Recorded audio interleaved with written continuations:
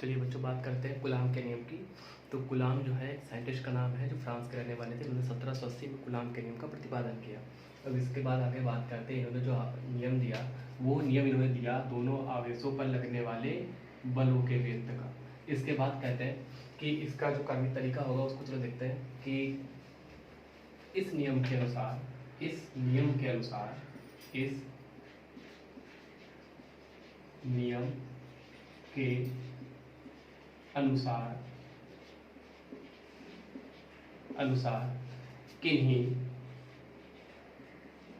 किन्हीं दो आवेशों पर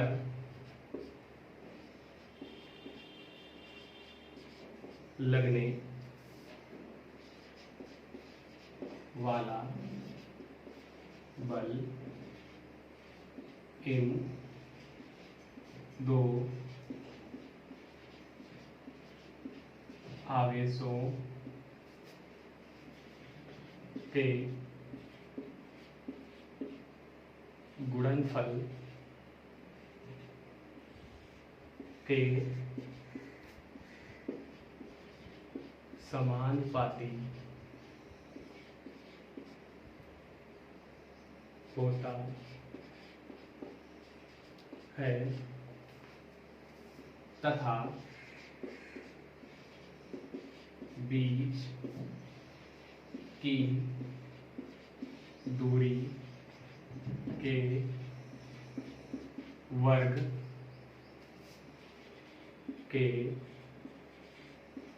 व्युत्क्रमानुपाती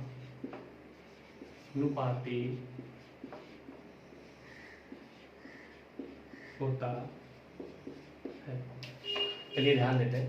कहने का मतलब ये है कि इस नियम के अनुसार किन्हीं दो आवेशों पर लगने वाला बल उन दोनों आवेशों के गुणनफल के अनुक्रमानुपाती होता है तथा इसकी जो बीच की दूरी होती है उसका वर्ग के व्युत्क्रमानुपाती होता है। अब इसको इक्वेशन के माध्यम से लिखेंगे। इसमें क्या होता है, कह रहा है किन्हीं दो आवेशों पर लगने वाला बल, यानी किन्हीं दोनों आवेशों पर जो बल लग रहा है वो क्या है, F। क्या है, F। अब इन दोनों आवेशों पर लगने वाला बल F समानुपाती यानी प्रोपोर्शनल लगा देते हैं। फिर कह रहा है उन्हीं दोनों आवेशों के गुणनफल दो आवेश कौन से माने हमने, Q और Q नॉट के गुणनफल के समानुपाती यानी प्रोपोर्शनल होता है। इसको क्या मान लेंगे, समीकरण 1। इसके बाद आता समीकरण 2 पर कह रहा है बीच की दूरी पर तथा जो बल लग रहा है वो इसकी बीच की दूरी पर दूरी के वर्ग के तो बीच की दूरी कितनी है, r, और इसका वर्ग मतलब स्क्वायर। और कह रहा है था समानुपात कह रहा था तो इसके सामने लिख दिया। अब कह रहा है व्युत्क्रमानुपाती तो किस में लिख देंगे, अपॉन में, और मान लेंगे समीकरण 2। अब इसी तरह बात करते हैं समीकरण 1 और समीकरण 2 से। समीकरण 1 और 2 से अब समीकरण अगर हम 1 और 2 की बात करें तो देखेंगे दोनों में कॉमन हमारे पास f है, यानी दोनों का f उठा के हमने यहाँ लिख दिया। दोनों में कॉमन क्या है, प्रोपोर्शनल, तो प्रोपोर्शनल लिख दिया। इसके बाद हमारे पास बचा क्या, q और q नॉट, तो q और q नॉट लिख दिया गया। इसके बाद बटे में हमारे पास बचा r का स्क्वायर, जैसे का तैसा नोट कर देते हैं। फिर इसके बाद अगर ध्यान देते हैं हम लोग, जो हमारे पास f है, f का f रहने देते हैं। जब भी कभी हम प्रोपोर्शन हटाते हैं तो बराबर का निशान और साथ में क्या लगाते हैं, एक अनुक्रमानुपाती नियतांक। तो Q और Q नॉट अपॉन का R का स्क्वायर। यहाँ जो आपका K है वो क्या है, नियतांक है। क्या है, कांस्टेंट है या नियतांक है। अब इसका भी एक मान होता है, इसका मान होता है K बराबर 1 अपॉन का 4 पाई एप्सिलॉन नॉट। तो हम k की जगह हटा करके ये लिख सकते हैं, क्योंकि k और 4 अपॉन का एप्सिलॉन नॉट एक दूसरे के अगर आपस में बराबर है तो k हटाने के बाद 1 अपॉन का 4 पाई एप्सिलॉन नॉट q और q नॉट अपॉन का r का स्क्वायर लिख देते हैं। इसके बाद यहाँ से हमारा प्रूवमेंट कंप्लीट हो जाता है। लेकिन ध्यान दें इसका भी एक वैल्यू होती है, यानी 1 अपॉन के 4 पाई एप्सिलॉन नॉट का भी एक मान होता है। जैसे 9 गुणे 10 की घाते 9, तो हम 9 गुणे 10 की घाते 9 लिख देंगे। किसकी जगह, 1 अपॉन के 4 पाई एप्सिलॉन नॉट की जगह। 9 गुणे 10 की घाते 9 और Q नॉट अपॉन का R का स्क्वायर। तो ये हमारा होता है कूलाम का नियम। इसके बाद ध्यान देते हैं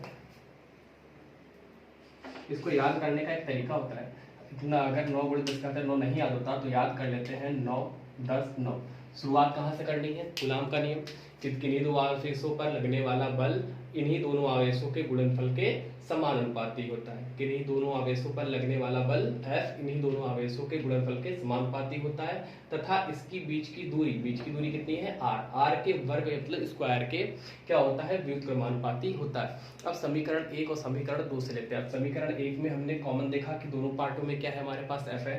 देखा दोनों ही पार्टों में हमारे पास क्या है? प्रोपोर्शनल है। जो हमारे पास बचा हमने जैसा का तैसा इसको नोट कर दिया।